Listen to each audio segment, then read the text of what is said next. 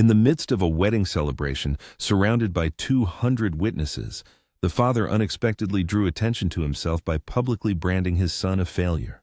He declared that by dropping out of college, his son had become nothing but a disappointment, never reaching the heights of a true son. Laughter, like an ominous wave, swept through the hall. Some guests, embarrassed by the awkwardness of the moment, covered their mouths, while most laughed openly and unashamedly. The son, as if paralyzed, froze in place, feeling his brother's pitying gaze and seeing his mother cover her face in despair. Wanting to disappear, to dissolve into nothingness, he silently pushed back his chair, left the banquet hall, and stepped out into the cool night, where no one could hear his ragged breathing. However, 3 hours later, he returned, carrying a briefcase. Its appearance instantly silenced the general merriment and turned his father's face deathly pale. The celebration was held at the picturesque Willow Creek Estate, a country complex with white stone walls, massive oak beams, and garlands of golden lights creating a magical atmosphere. The surrounding maple trees painted the horizon in crimson and orange hues, and the air was filled with the scent of pine, mixed with the faint sweetness of champagne. Guests, dressed in elegant suits and vibrant dresses, moved effortlessly through the courtyard, holding glasses, clinking forks against plates, and laughing as if this night belonged exclusively to joy. But for one person, this celebration had turned into a true battlefield. The tension mounted as he sat in the back seat of his mother's car, listening to his father's lectures about respect and the need not to disgrace the family. He was strongly advised not to draw attention to himself or display any discontent. Silently staring out the window, he knew arguing was futile. His father's opinion of him had long been set. Ethan Maris, 25, bore the mark of disappointment in his father's eyes. After 2 years of study, he dropped out of college, where he had been studying computer engineering. A heavy burden of debt, exhaustion, and an inner voice telling him he was on the wrong path forced him to make that decision. Since then, he had been diligently working on his own project, but to his father, it meant nothing. In his father's value system, abandoning his education was tantamount to failure, and he saw his son as a loser, incapable of achieving success.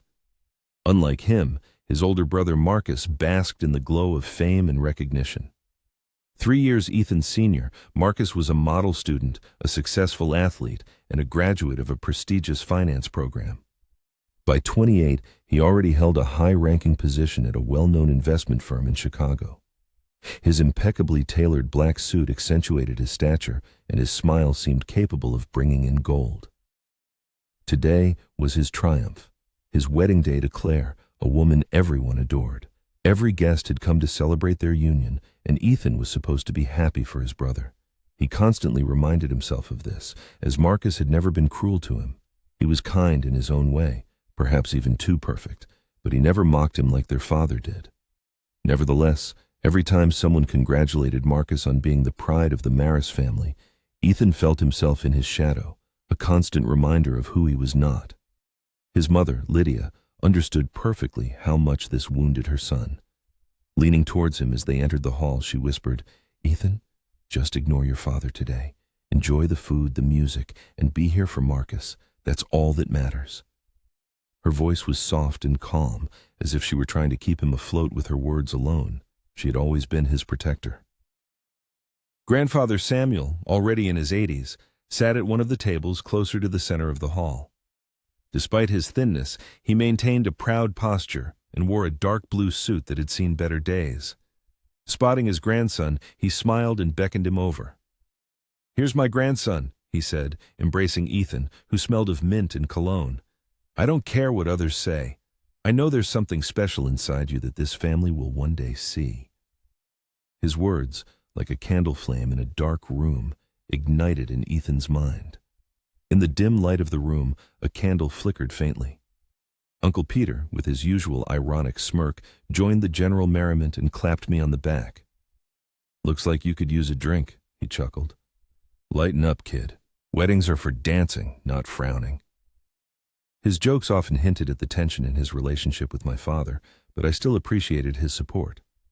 He was one of the few who didn't treat me like an outsider in my own family. Music began to play, a soft piano melody transitioning into a lively tune. Marcus and Claire, hand in hand, entered the hall, illuminated by spotlights, to thunderous applause from the guests.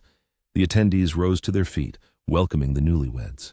I clapped too, though my palms felt heavy as lead. Watching my brother's radiant smile and my father's proud expression, as if Marcus had won a gold medal for a successful marriage, I felt the familiar painful clench in my chest. Dinner was served on exquisite silver platters, savory roasted chicken, fresh bread, creamy mashed potatoes, and vegetables generously seasoned with butter. Loud laughter echoed from every table. Stories about Marcus floated around like celebratory confetti, his dedication to work, his irresistible charm, his dizzying success. Each anecdote added another stroke to the pedestal he already stood upon. I ate in silence, my gaze fixed on my plate, trying not to notice my father's stare lingering on me from across the table. He barely spoke to me, yet I felt the weight of his judgment even in the silence. He had a knack for making me feel insignificant without uttering a single word. I tried to focus on the small details that offered me some solace. My mother's warm hand gently squeezing mine under the table. Grandfather Samuel quietly humming along to the orchestra, seemingly at peace with himself. Marcus catching my eye across the room and offering a smile, letting me know he acknowledged my presence. For a moment, I thought I might make it through the evening without becoming a target for ridicule. But deep down, I knew my father. He never missed an opportunity to remind me of my failures. He wore his pride for Marcus like impenetrable armor and used me as a living example of what not to be. Tonight, surrounded by his friends, colleagues, and relatives, I feared he wouldn't miss a chance to twist the knife again. Raising a glass of water and forcing a smile at a distant relative across the table, I felt the storm approaching. The time for toasts was approaching. My father would take the microphone. My intuition told me that when he spoke, he wouldn't speak as a father celebrating his son's wedding. He would speak as a man sharpening his blade against another. Plates were cleared, glasses clinked, cutlery made soft scraping sounds, and the hall filled with a subdued hum of conversations. The orchestra shifted to a calmer melody, and the host invited family members to give toasts. Anticipation hung in the air. Guests leaned forward in their chairs, smiles on their faces, ready to hear heartwarming stories of love and new beginnings. Marcus went first. He stood tall, microphone in hand, and began with his characteristic polished charm. He thanked everyone for attending, shared a few amusing anecdotes about meeting Claire, and slipped in a joke about how he once almost ruined their first date by accidentally spilling soup on her dress. The crowd erupted in laughter. Claire blushed, covering her face with her hands, as Marcus put an arm around her. His words conveyed the warmth of a man who genuinely loved the life he had built. It was effortless and heartfelt. The applause was thunderous and prolonged. When he handed back the microphone, the room glowed with tenderness and goodwill. Next, Claire's father spoke, sharing a touching story about watching his daughter grow into the remarkable woman she had become. Many guests dabbed their eyes with handkerchiefs. Each speech added more joy to the evening, building a structure of happiness brick by brick. Then the host turned to my father. And now, a few words from the groom's father. My chest tightened with dread. I sat motionless as my father slowly rose from his seat, adjusting his tie and smoothing his jacket. His expression was unreadable, but I saw the familiar fire in his eyes. This was his stage, and he adored public attention. He was now the center of attention, and the audience was his element. The microphone settled into his hand as if it were an extension of himself. "Ladies and gentlemen," he began, his velvety voice filling the space, "today we celebrate a man who embodies all a parent's hopes. Marcus has shown determination, ambition, and strength of character. He has built a respectable life, and I am proud to call him my son." Polite applause rippled through the room. My father raised a hand, calling for silence, savoring his moment of triumph. However, I must admit, raising children is no easy task. You hope they will grow into respectable individuals you can be proud of. You guide them, push them, set an example. And sometimes they live up to your expectations. He glanced at Marcus, giving him a proud smile. Then his gaze slid towards me. And sometimes they fail. The atmosphere in the hall shifted instantly. A nervous chuckle rippled somewhere in the back rows. A heavy silence descended as all eyes turned to where I sat. My fingers clenched convulsively under the table, nails digging into my palm. My father continued, "You see, Marcus is my true pride. A man with a successful career, a loving wife, and brilliant prospects. A man who finishes what he starts. And then there's Ethan." He uttered my name with bitterness. Ethan decided college was too hard for him, dropped out after 2 years, gave up on opportunities. Some call it finding oneself. I call it failure. This time, the laughter grew louder. Guests shifted in their seats, some smirking, others looking at me with pity. My mother touched my hand under the table, squeezing it tightly, but her fingers trembled. Marcus shook his head, whispering something to Claire. He looked indignant, but remained seated. My father had no intention of stopping. I'm not saying this to spoil the celebration. I'm saying it because there must be honesty in the family. Marcus is an example of what hard work and perseverance lead to. Ethan is an example of what happens when you give up. Not everyone is meant to succeed, and I, for one, am glad I raised at least one real man in this family. The words struck deep. Every syllable felt like a blade sliding across my chest. I wanted to retort, to scream, to defend myself, but my throat constricted. My vision blurred as the hall filled with soft laughter and muffled whispers. Humiliation seeped under my skin, burning hotter than fire. I stared at the tablecloth, feeling my face flush with shame. My father's voice sounded distant. All I could hear was the frantic pounding of my own heart in my ears. The chair suddenly felt too small, the room too cramped. I pushed back from the table. The screech of wood against the floor was deafening, drawing even more attention. I stood up without a word. My mother whispered, "Ethan, please." But I couldn't look at her. Head bowed, I headed for the exit. Guests parted, letting me through, their stares following me like spotlights. Each step was an effort, as if I were dragging heavy chains. I reached the door, pushed it open, and stepped out into the cool night. The silence outside washed over me. The air was thick with the scent of grass and autumn leaves, sharp and clean compared to the suffocating atmosphere inside. I took a deep breath, trying to regain my composure. I walked towards the parking lot, each step carrying me further from the laughter that still drifted from behind. Reaching my car, I gripped the steering wheel and leaned my forehead against it. Anger, shame, and bitterness churned within me, threatening to erupt. My father had turned Marcus's happiest night into a scene of my public humiliation. He hadn't just disgraced me, he had made a spectacle of me in front of 200 people. I wanted to drive away and never return. I wanted to leave them all behind and forge my own path far from his heavy shadow. But sitting there, I realized another feeling burned within me, stronger than the pain. For years my father had told me I was a failure. Tonight, he had shouted it to the world. I couldn't let that be the last word. I lifted my head, wiped my eyes with the back of my hand, and gripped the steering wheel tighter. A new fire consumed me, not of shame, but of resolve.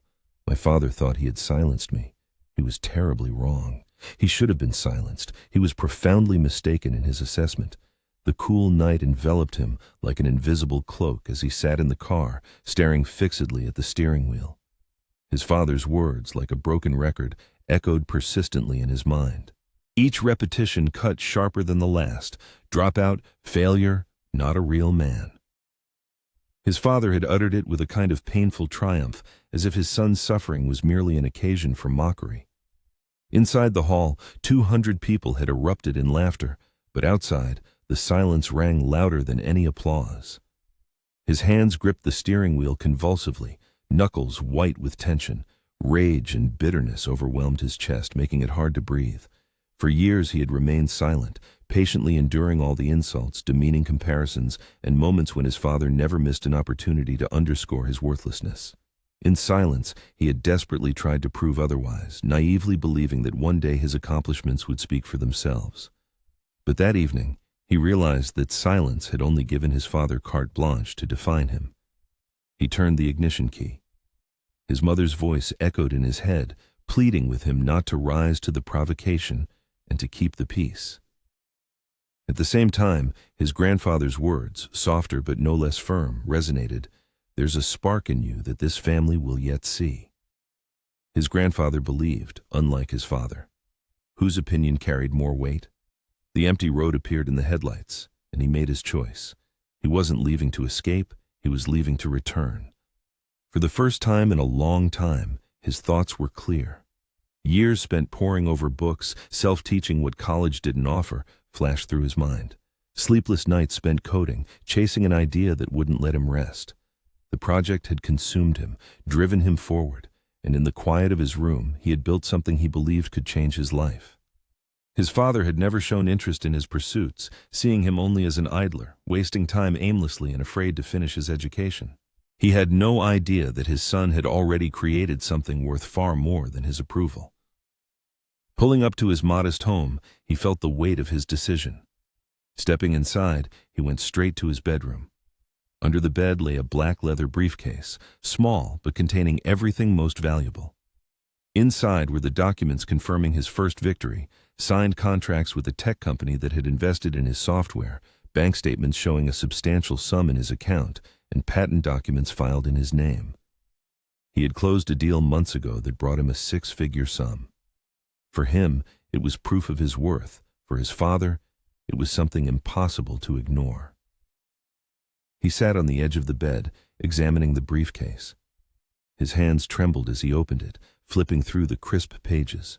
Each signature and seal was a reminder of sleepless nights battling exhaustion, of days spent warding off self-doubt, of moments when he wondered if he was wasting his life. This was not just proof of success, it was proof that leaving college hadn't been an end, but the beginning of a new life. He closed the briefcase and snapped the latch shut. For the first time that evening, he felt self-assured. The shame that had bound him like chains began to recede, giving way to a fierce desire to prove his point, not to yell, not to argue, but simply to present irrefutable evidence. The drive back seemed shorter than before. His heart pounded, but not from fear, it was from anticipation. Ahead, the estate emerged, glittering with string lights against the night's darkness. Cars still filled the parking lot, and muffled music drifted from within. The party was still going on. He parked and paused for a moment, looking at his reflection in the rearview mirror. His face was pale, his eyes red from exhaustion, but a new resolve gleamed in his gaze. For years, he had tried not to draw attention to himself, but tonight, he wanted every eye on him. He got out of the car, briefcase in hand.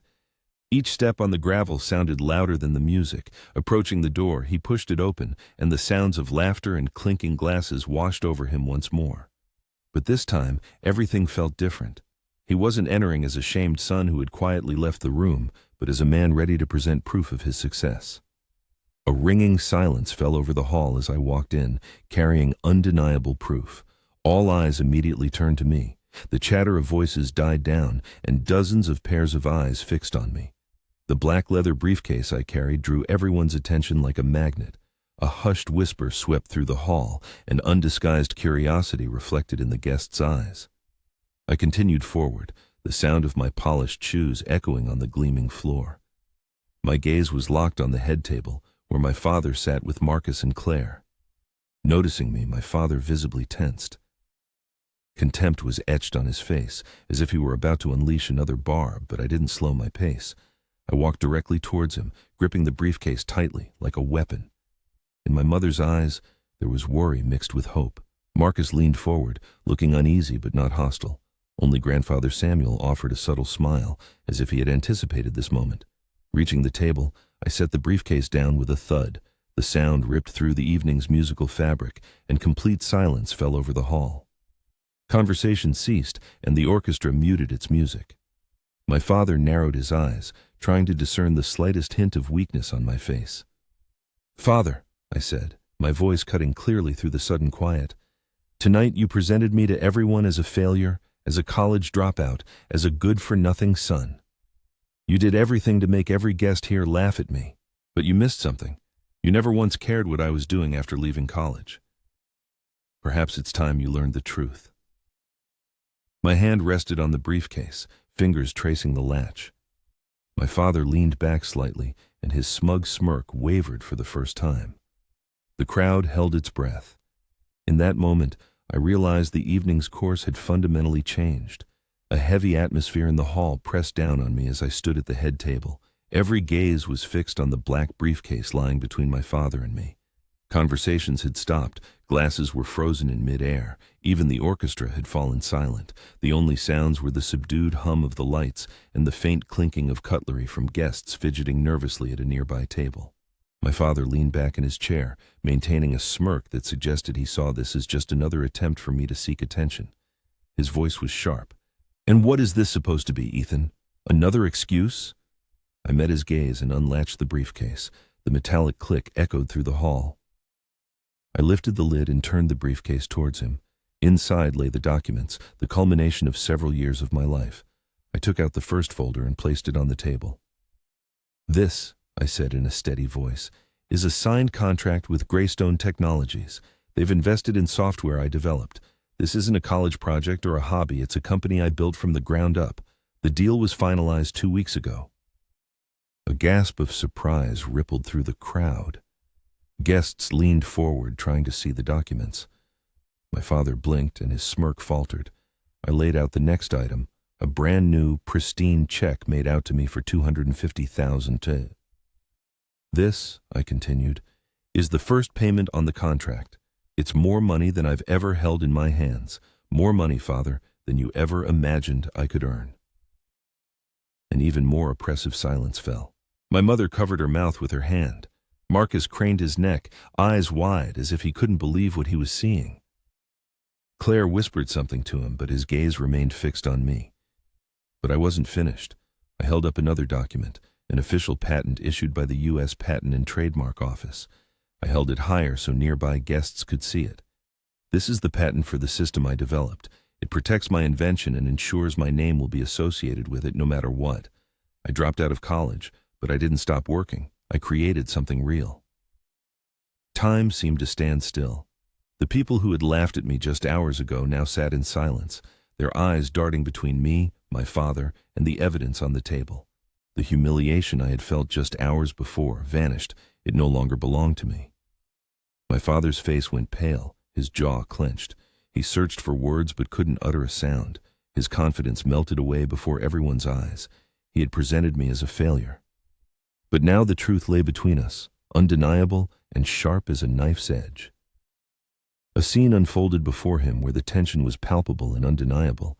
He looked his father directly in the eyes and said, "You claimed Marcus was your true son. You prophesied my eternal failures. You accused me of giving up. You publicly, before 200 people, declared me worthless. But I have already proven my worth without needing your approval. The only thing I refused was to become who you wanted me to be. Instead, I became who I needed to be." A single clap broke the silence. Marcus stood up, his hands clenched into fists, filling the space with palpable force. "That's my brother," he declared firmly, his voice trembling with pride. "That's my younger brother."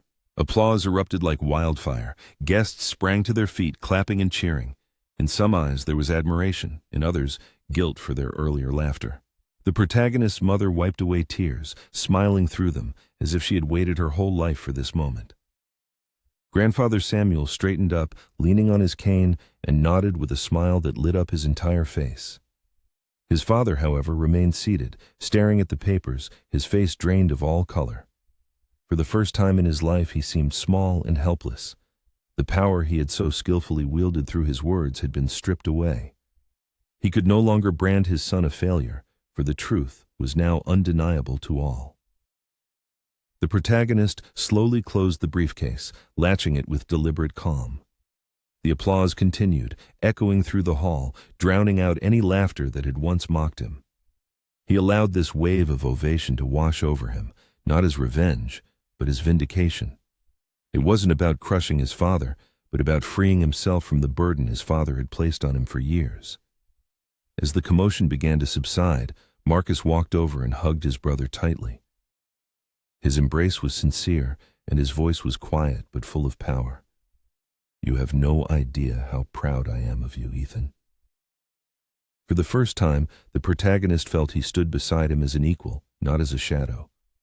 Their father had tried to divide them with his comparisons, but the truth, on the contrary, had brought them closer. Ethan pulled back and surveyed the room.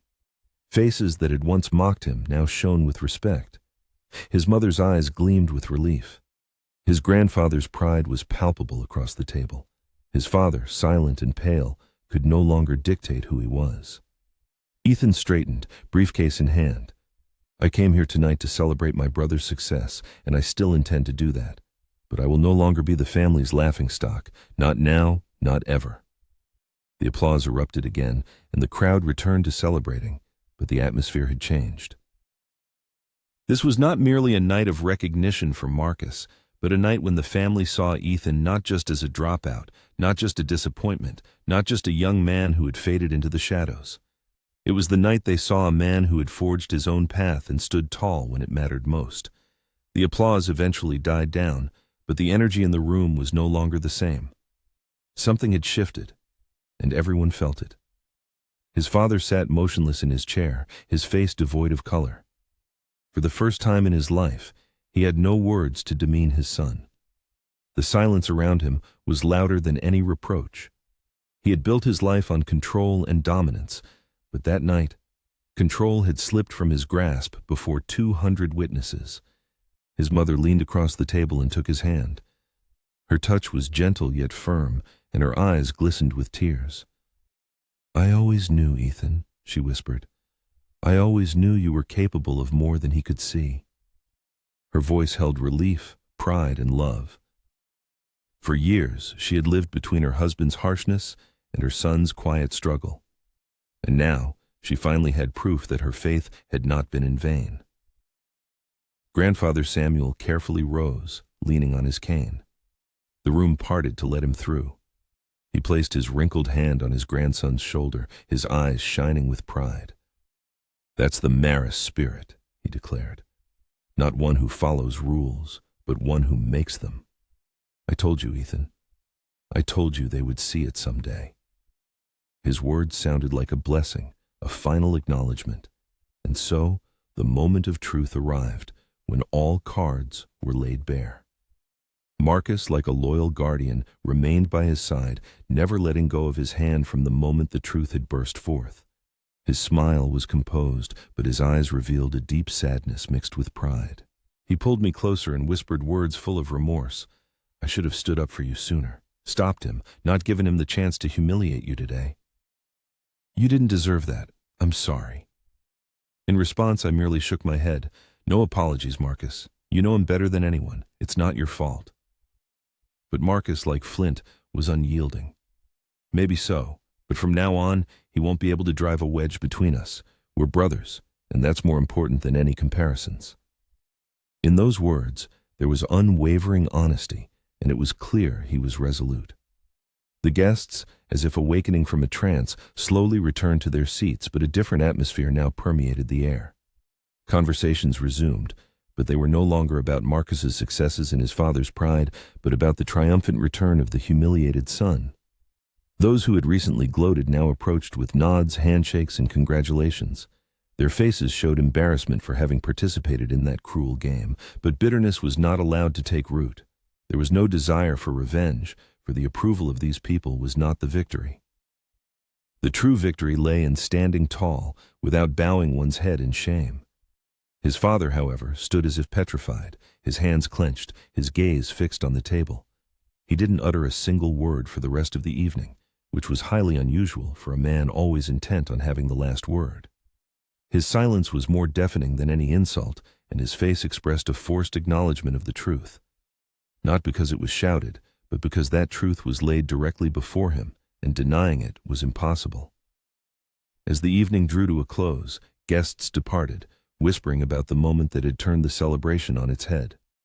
Marcus and Claire left for their honeymoon, full of joy, but it seemed they also carried a piece of triumph with them. His mother hugged him tightly before leaving, her voice trembling with pride. His grandfather shook his hand with shining eyes, and Uncle Peter clapped him on the back so hard he almost lost his balance. "That was a hell of a comeback, kid." Clutching the briefcase, he carried not only documents, but also a feeling of liberation from his father's grip, which had held his identity captive. For years, he had believed his father's opinion defined him, that if he was called a failure, then that's what he was. But that night taught him that no one had the power to give names but himself. The road home stretched ahead, like an open invitation. His chest felt light, as if he had shed a decades-long burden. The shame that had weighed him down before vanished. His father's words no longer held power. He might not approve of his choices, but he couldn't deny the results. He had proven it to him, and more importantly, he had proven it to himself. The lesson wasn't in the money, the contracts, or the patents. Those were merely symbols of achievement, but the true victory lay in standing up when it truly mattered, in refusing to let someone else define one's worth. Success isn't about proving others wrong, it's about proving yourself right. It's the ability to move forward when no one believes, to hold on when everyone laughs, and to return stronger when everyone expects you to disappear. That night, he didn't just defend himself, he rediscovered himself. His father's shadow no longer loomed. He was no longer a dropout, a disappointment, or the boy who had left in silence. He became a man who had returned with proof of his worth, and no one could take that away. Pulling up to his home, he turned off the engine and sank into silence for a moment. The world seemed different, not because it had changed, but because he had changed. He no longer needed to flee from his father's judgment. He had confronted it head-on, dismantled it, and left it behind. That night, at his brother's wedding, his father had tried to break him before 200 people, but instead, he had found freedom.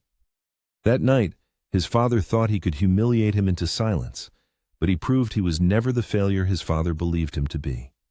He had returned not for revenge, but to stand tall, show his truth, and reclaim his voice. If you take anything from this story, remember, your worth is not defined by the opinions of others, be they parents, teachers, or a crowd of strangers. Your worth stems from what you create, what you fight for, and what you refuse to give up on. Your support is greatly appreciated. Remember that the loudest voice in your life should be your own.